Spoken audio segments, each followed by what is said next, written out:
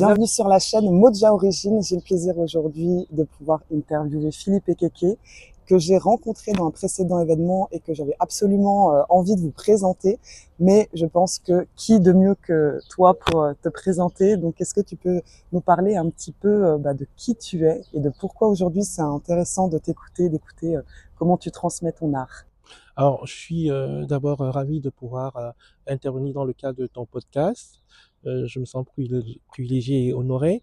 Qui je suis? Je m'appelle Philippe Ekeke. Je suis né au Cameroun. Je vis dans le bassin lémanique et je suis storyteller, chanteur, chantre et diverses choses à la fois, quoi. Je suis un carrefour de rencontre de plusieurs formes d'art et d'outils de communication. C'est comme ça que je peux me définir. Mais je trouve que c'est une très bonne définition et on va en parler du coup Mmh. juste après. Qu'est-ce qui t'influence du coup lorsque tu crées, lorsque tu choisis tes projets? En fait, qu'est-ce qui m'inspire? Moi, je suis quelqu'un de super intuitif. Ça peut être quelque chose de sensoriel, ça peut être un regard, ça peut être une impression, un son. Et sur cette base-là, il y a quelque chose qui naît. Il y a aussi le fait que on a une histoire personnelle, on a certaines causes qui nous interpellent et on se dit toujours, bon, tiens, par rapport à cette cause-là, il faut que je dise quelque chose. Après, il peut avoir une création, mais qui ne trouve pas une opportunité sur le moment de pouvoir être montré et qui à un moment, au bon moment, va donner lieu à un spectacle, à un disque, à un film, voilà. C'est vrai que tu fais aussi des documentaires. Voilà. Mon entrée dans l'écriture s'est passée de la façon la plus étrange qui soit. Quand on écrit dans un pays où il y a la dictature, on ne peut pas être indifférent au sort du peuple. Tous mes écrits gênaient beaucoup. Donc ma vie au Congo, c'était un jour dehors et le deuxième jour en prison.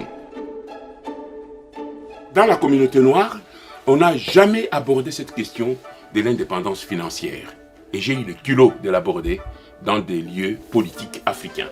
Et ça m'a valu d'être condamné à mort. Je trouve que dans ce que tu transmets, il y a beaucoup d'engagement. Est-ce que du coup, il y a également l'influence de ce qui peut se passer sur notre continent, sur le continent africain? Est-ce qu'il y a des choses comme ça que tu as envie encore plus de partager, de transmettre? Alors, moi, je pense que l'Afrique est d'actualité tout le temps. Pourquoi? Parce que d'abord du fait de l'histoire, l'Afrique, comme le disent certains, c'est le berceau de l'humanité. Bien sûr. Étant donné que les hommes sont partis de l'Afrique pour pouvoir se répandre dans le monde, l'histoire de l'Afrique, elle est permanente. Et je dirais aussi, donc de ce fait-là, oui, il y a toujours quelque chose à dire et mon inspiration, elle vient d'abord de là parce que je suis profondément et d'abord africain avant d'être autre chose, avant d'être par exemple gessien, parce que je me revendique aussi une identité gessienne. Voilà, et l'actualité en Afrique est aussi, donc en fait c'est quelque chose qui est récurrent. L'histoire d'Afrique est pleine d'histoires. Si je peux me permettre la tautologie. Donc, il y a toujours à dire. Ça peut être des catastrophes naturelles, ça peut être des histoires formidables comme l'histoire de Nelson Mandela, ça peut être des histoires tragiques. Donc l'Afrique m'inspire de manière continuelle. Mais je comprends et je pense que ça inspire aussi beaucoup de personnes. Je me mets aussi dans ce lot-là parce que je pense qu'il n'y a pas d'autre forme d'inspiration, en tout cas pour moi, qui soit aussi grande avec une si riche histoire et un si riche futur aussi. Si je devais présenter ton style de musique, comment tu pourrais l'identifier? Alors c'est toujours un peu difficile de pouvoir. Je suis inclassable.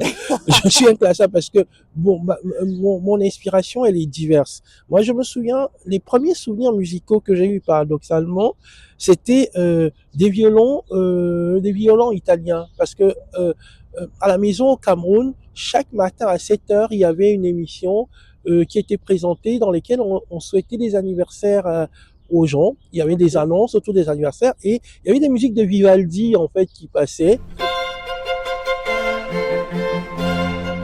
Et c'est ces extraits des 4 saisons et tout. Je me rappelle même qui était la personne qui faisait cette émission à la radio Cameroun à l'époque. Il n'y avait pas de télévision. On l'appelait Tonton Sebenjo. Ok. Et c'est donc moi j'ai les souvenirs musicaux de son jingle depuis voilà c'est et après j'ai eu d'autres choses que j'ai écoutées par le biais de mon père. C'était les Bébés Jazz International. C'était un grand orchestre guinéen. Et il y a aussi des musiques. Je me souviens les samedis, il y avait des mariages, il y avait des camions avec des musiciens qui jouaient dedans. Et ça, il y a des souvenirs de musique vivante assez fortes. Et plus tard, en fait, j'ai rencontré des musiciens brésiliens et ils m'ont parlé du phénomène de trio électrico où il y avait des gens qui animaient, qui faisaient l'animation sur du camion, un peu comme on peut les retrouver dans des grandes foires ou dans les grandes caravanes. Ah, ça, c'est mes premiers souvenirs musicaux et c'est des choses qui me sont restées, quoi. Et du coup, avec lesquels tu crées encore aujourd'hui, Oui, ouais. Et il y a des choses de création. Par exemple, j'ai des souvenirs, en fait, de musique de fanfare, que j'ai dans l'esprit, qui n'ont pas encore pris forme, mais qui reviennent de manière récurrente. Et je pense que dans un futur assez proche, il y aura quelque chose autour de cette sonorité de fanfare telle qu'elle me revient de mon enfance au Cameroun. Tu écris la mélodie, est-ce que tu Alors moi écris les paroles? Bon les paroles, des paroles oui bien entendu quelquefois quand c'est ce qui vient même quelquefois en premier, la parole elle arrive en fonction du souvenir d'un son et après au niveau de je dirais de l'écriture à proprement parler. Alors j'ai deux façons de travailler. C'est en fait étant donné que je suis pas un instrumentiste virtuose, que en fait finalement mon outil principal c'est la voix, c'est que généralement j'enregistre tout vocalement. Et après, et après ce que je fais, ayant quand même par contre une connaissance assez large des sonorités et des instruments, je peux savoir que là, par exemple, ce sera un violon qui correspondra ou un violoncelle, et à ce moment-là, je vais donc retravailler avec avec l'instrumentiste qui correspond et faire une transcription en fait de ce que j'ai fait et pour soit le musicien rejouera directement live, soit en fait ça repassera par une partition quoi. Ok. Voilà. Moi, c'est intéressant de savoir aussi comment l'inspiration prend forme, la méthodologie finalement, et du coup, je pense que c'est intéressant parce que du coup, tu gardes ce côté, ce sens de l'ouïe. Oui, qui est fondamental pour moi en fait. Oui, je pense aussi. Oui. Je voulais savoir comment on a vu du coup que tu t'entourais de musiciens et puis d'autres formes artistiques. Comment est-ce que tu choisis les personnes avec qui tu t'entoures? Encore l'intuition. Je rencontre des personnes et voilà, on a travaillé ensemble. Tu te souviens comment ça s'est passé. Donc c'est vraiment l'intuition, c'est un kiff sur le moment et je ne planifie pas de rencontrer des gens. Ce qui se passe, la rencontre, elle se fait naturellement. Je vois, par exemple, actuellement, je travaille avec un batteur formidable qui s'appelle Giuseppe Secca. Nous nous sommes rencontrés parce qu'il était spectateur à un de mes spectacles. Et à l'époque, je jouais avec un ami qui vit à Los Angeles maintenant, qui s'appelle Yves Badulas, un très bon saxophoniste que je recommande. Il a invité Giuseppe. Et Giuseppe est venu sur mes spectacles. Et puis un jour, c'était évident qu'on devait jouer ensemble. Voilà. Donc c'est pas des choses que je projette. Et après, un musicien qui dit, ah, tiens, avec sa sensibilité, peut me dire, tiens, je connais un musicien qui correspond assez à ce que tu recherches et tout, ou à ta sonorité, et tu veux le voir, j'écoute. Et j'ai eu quelque part, souvent l'opportunité de rencontrer des musiciens comme ça, de jouer avec eux, bon, sur la plage genevoise. Je pense à des musiciens comme Ivan De Luca.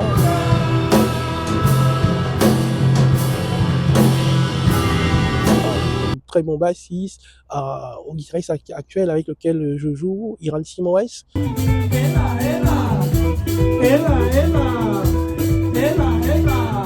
Qui est brésilien, et Wesley aussi, un bassiste avec lequel je travaille maintenant assez récemment. Oui, voilà, donc c'est vraiment beaucoup plus des rencontres, l'intuition et tout. Je ne projette pas de... Chaque fois que j'ai projeté, en fait, de me dire, ah tiens, ça n'a pas fonctionné. Ça ne Donc je laisse les fonctionnait choses pas, se ouais. faire et C'est le cœur voilà, qui c'est le parle et cœur qui ouais, parle. et le feeling, Ouais, absolument, je c'est le cœur comprends. qui parle.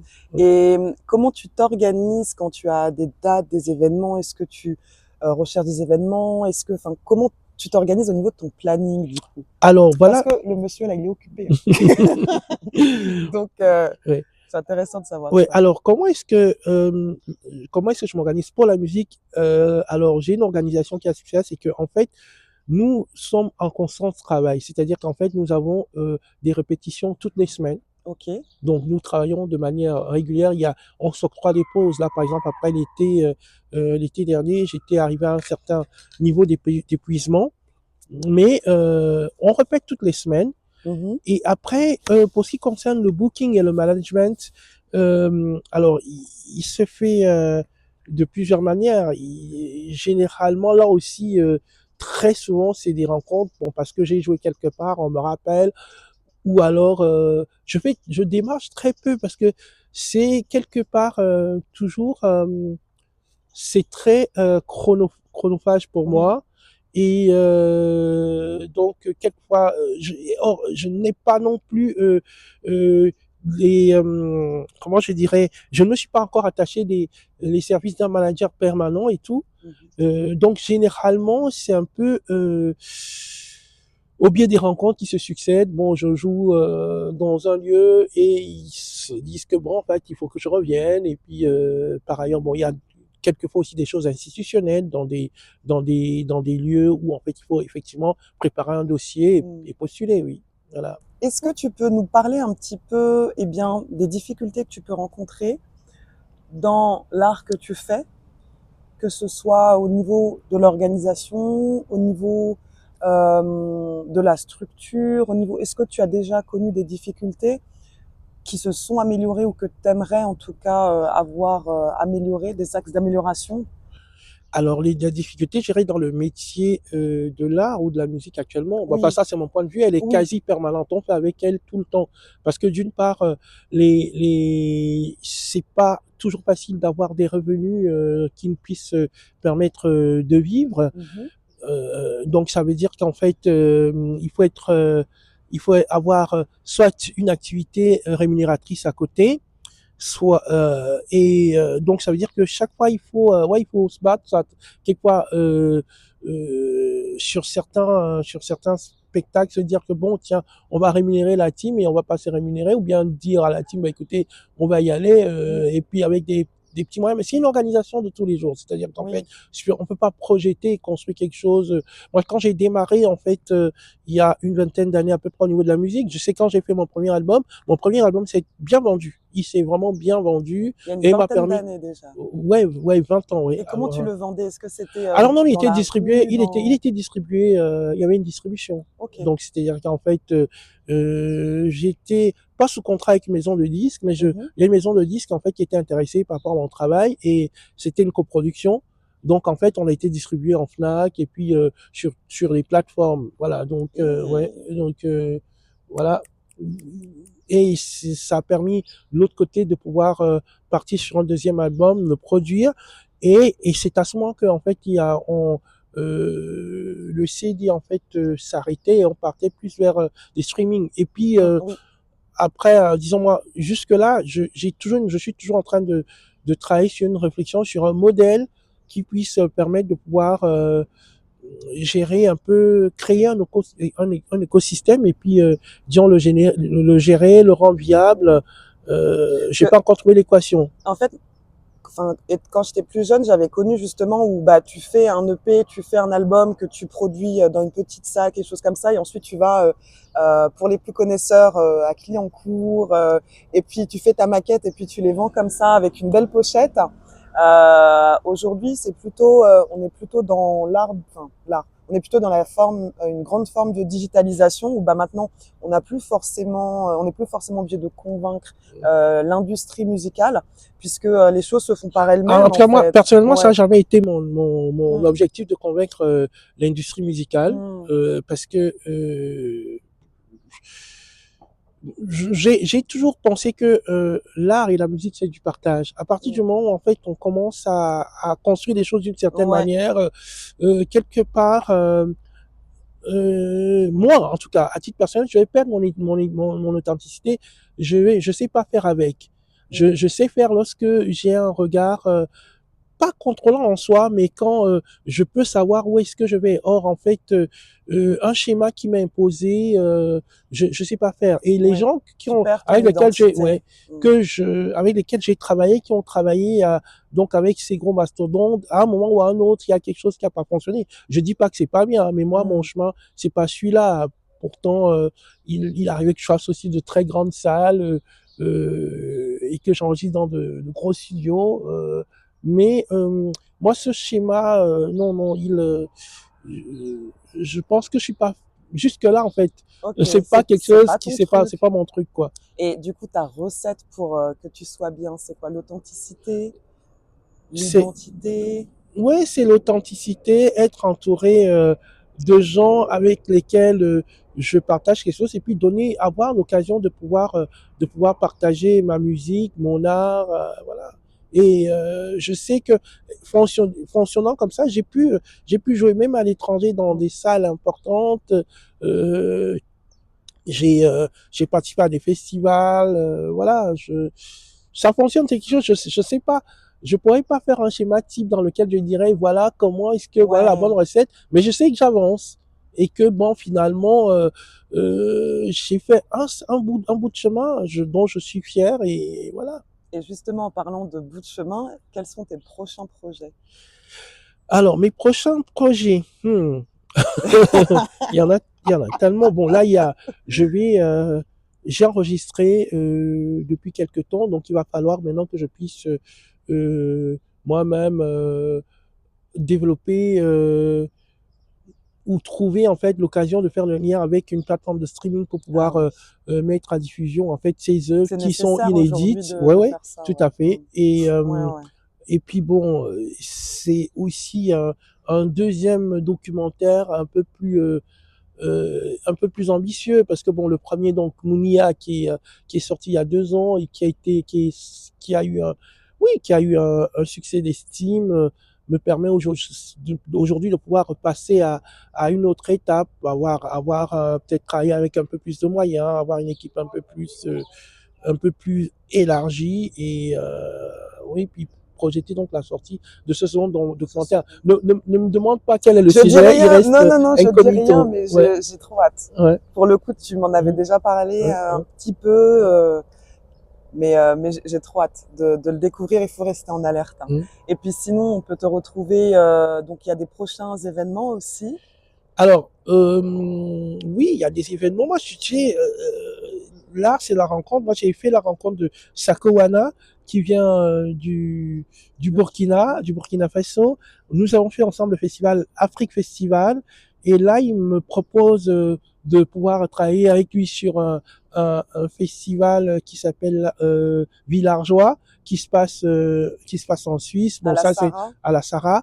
Bon, c'est donc là, c'est le prochain événement immédiatement. Mais non,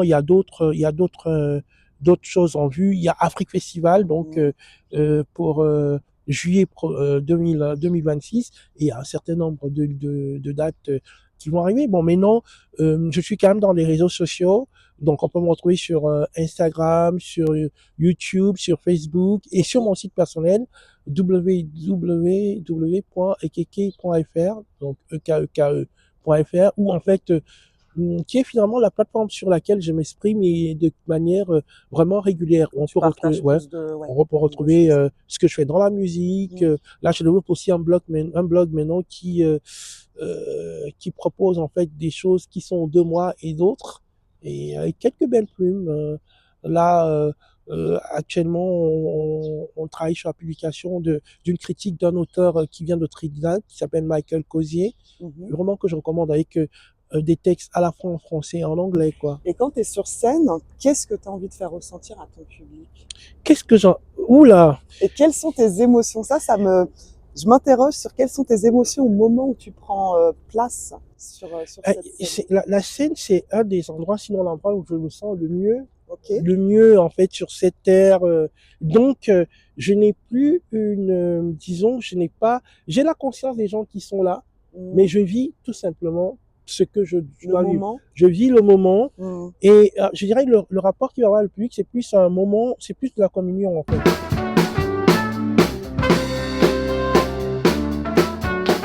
Parce que je suis sans rechercher la dimension, je dirais, mystique ou essayer de dire, je suis pleinement moi-même Oui. et je vis mes mots, je rêve et ouais, je suis dans ma chanson, je deviens ma chanson. Je deviens le souffle qui émerge de ma chanson, même les silences sont pleinement vécus, quoi. Est-ce que tu dirais que il y a le Philippe Ekeke en dehors de la scène et le Philippe Ekeke sur Exactement, scène? exactement. Ces deux, je dirais, il n'y a pas de dissociation, hein. Je veux dire, je veux pas en être dissocié, non. Oui. Mais je dirais que l'homme de scène est l'homme le plus proche de ce que je suis vraiment fondamentalement. C'est-à-dire que par exemple, ma timidité, on pourra la voir davantage lorsque sur scène. Mes fragilités, on les voit davantage. Et aussi ma puissance et toute l'énergie qui me porte, quoi. Je suis en lien avec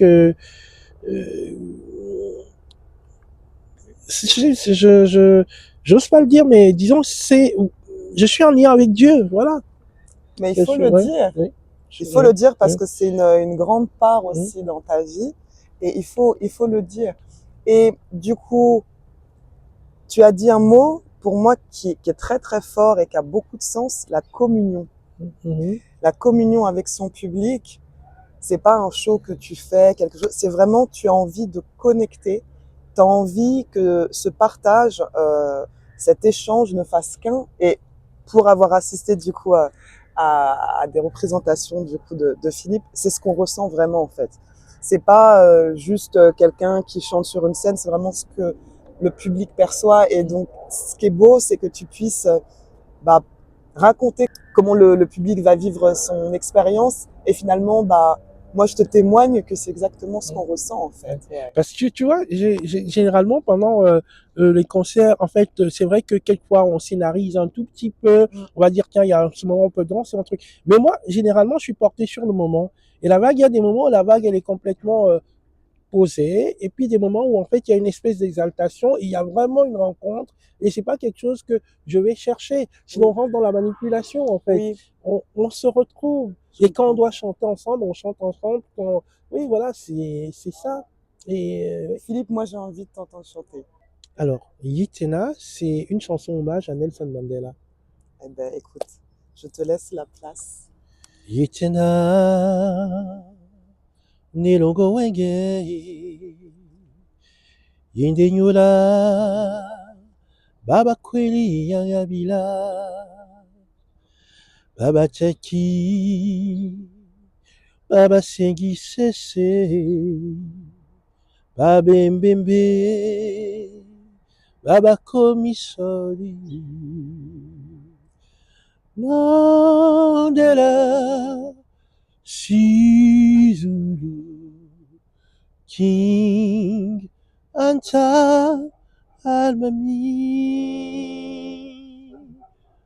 Mandela, Sizulu, King, Anta, Almami.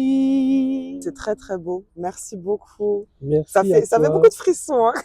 Je sais pas vous, mais ça fait beaucoup de frissons. Je te remercie beaucoup Philippe, en tout cas pour ton temps. Suivez-le vraiment, Philippe Ekeke. Je vous mettrai tout juste en dessous de cette vidéo. J'ai juste trop hâte de voir les prochains événements. Philippe, c'est quelqu'un que j'apprécie énormément, qui a un cœur énorme et puis surtout qui est vrai. Donc vraiment, il mérite d'être connu. Et j'ai vraiment, je suis reconnaissante du temps que tu m'as accordé dans cette interview. Et j'espère qu'on se verra une prochaine fois. Alors, merci beaucoup. Et Moja Origins, c'est inspirant, c'est dynamique, c'est de la vitamine. Merci beaucoup, Philippe. Bonne journée et on se revoit pour une prochaine interview d'une personne qui exprime son art avec passion. Ciao, ciao!